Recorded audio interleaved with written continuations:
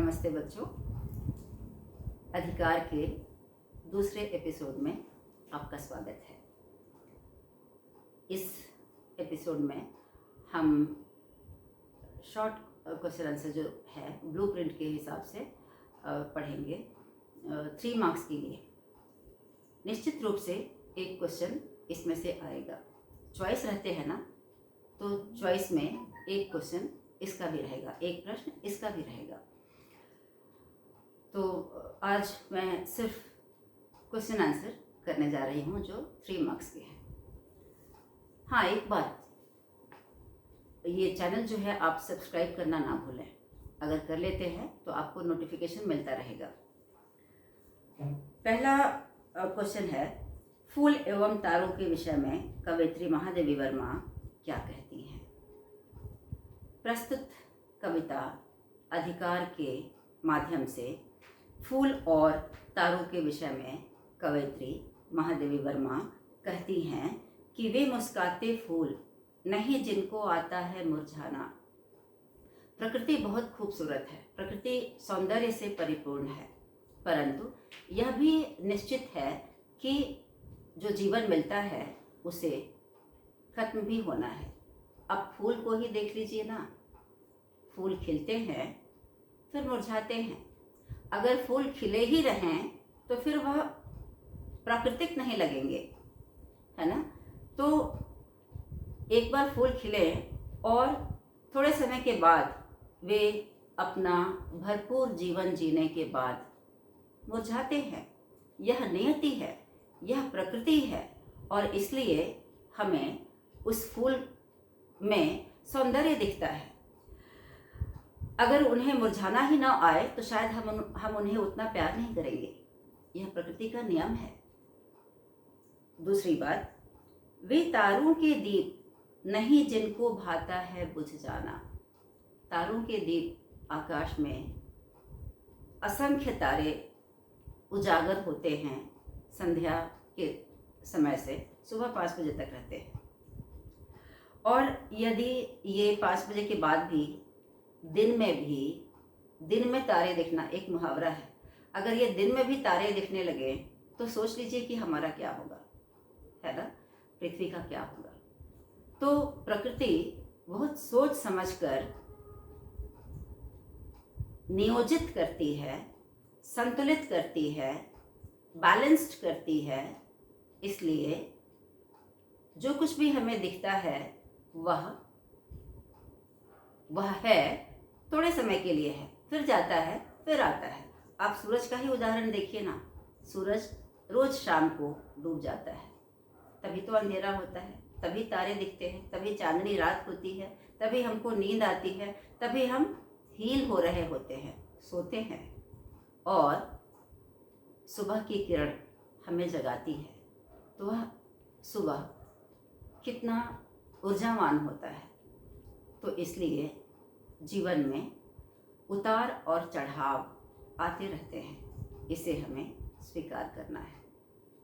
कवयित्री फूलों और तारों के विषय में इसी तरह से हमें समझाने की कोशिश कर रही हैं कि हमारा जीवन भी ऐसा ही है। दूसरा प्रश्न है, बादल एवं बसंत ऋतु से हमें क्या प्रेरणा मिलती है? बादल एवं बसंत ऋतु। बादल आकाश में घिरते हैं, चारों तरफ उमड़ते घुमड़ते हैं। उनका भी महत्व है, उनके पिघलने का महत्व है, उनके बरसने का महत्व है। अगर वे पिघले नहीं, अगर वे बरसे नहीं, तो ऐसे बादलों का लेकर क्या फ़ायदा। उसी तरह जीवन में अवसाद है, पीड़ा है, कष्ट है। सिर्फ जीवन में सुख हो और दुख ना आए तो हमें समझ ही नहीं आएगा कि सुख क्या चीज़ है। तो ये बादल अगर बरसेंगे तो हमारी वसुंधरा हरी भरी होगी, खेत लहलहाएंगे। बादलों के जीवन की सार्थकता बरसने में है, न कि ऊपर काले काले बादल हमें ललचाए और वे चले जाएं। बरसने में ही उनकी सार्थकता है, उनके जीवन की सार्थकता बरसने में है। उसी तरह से अनंत ऋतुराज, वसंत ऋतुराज जब आते हैं तो चारों तरफ एक नशा छा जाता है वातावरण में, बड़ा सुंदर लगता है। कोयल की कूक, आम का मंजर, चारों तरफ फूल खिल जाते हैं। लेकिन उसके बाद का मौसम भी तो हमें देखना है। अगर वो मौसम ना जाए तो दूसरा मौसम कैसे आएगा? हमें हर मौसम का एहसास करना है, हर मौसम की अपनी महत्ता है।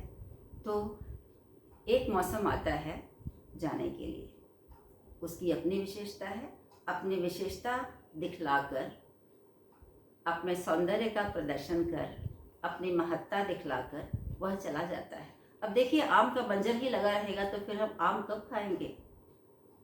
ग्रीष्म ऋतु चाहिए ना आम खाने के लिए। तो हर एक ऋतुओं का अपना विशेष महत्व है। इसलिए ऋतुराज भी आते हैं जाने के लिए, मेघ भी हैं बरसने के लिए। इस संदर्भ में महादेव वर्मा ने इन पंक्तियों को उद्धृत किया है, लिखा है। आगे देखते हैं, जीवन की सार्थकता किसमें है? जीवन की सार्थकता किसमें है? बहुत बड़ा प्रश्न है। जीवन की सार्थकता किसमें है? हम अपने जीवन को सार्थक बनाना चाहते हैं तो हमें उन हर चीज़ों की अनुभूति करनी होगी। गलीचे पर चलकर हमको मंजिल नहीं मिल सकती है। फूलों के मार्ग हमारे लिए नहीं है। कांटों के मार्ग पर, पथरीले मार्गों पर चलकर हमें संघर्ष करके हमें अपना मुकाम हासिल करना होता है। जीवन की सार्थकता है संघर्ष करने में।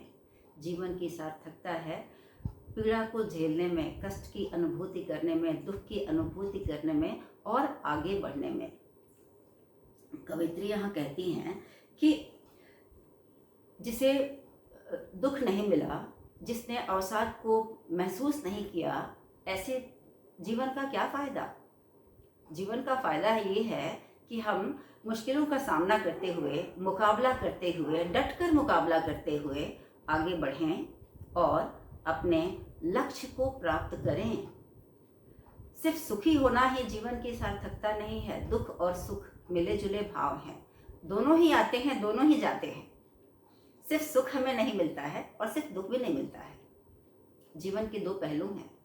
तो हमें सही मायने में जीवन के सुख की अनुभूति करनी है तो दुख के मार्ग से होकर गुजरना ही होगा। स्पष्ट हुआ? तो जीवन की सार्थकता भूलने में है, अवसाद सहन करने में है, पीड़ा भोगने में है और इसके बाद अपने लक्ष्य को प्राप्त करने में है। ठीक है, नेक्स्ट। कवयित्री अमरों की लोक को क्यों ठुकरा देती है?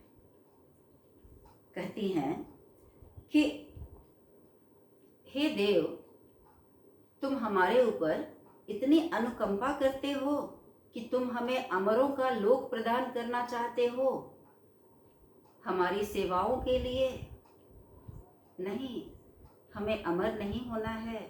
देखिए तो फूल भी आते हैं मुरझाने के लिए, तारे भी आते हैं मिट जाने के लिए, ऋतुराज बसंत भी आते हैं जाने के लिए, नीलम से मेघ भी आते हैं बरस जाने के लिए। तो मैं क्यों अमर होना चाहूँ? बिल्कुल नहीं।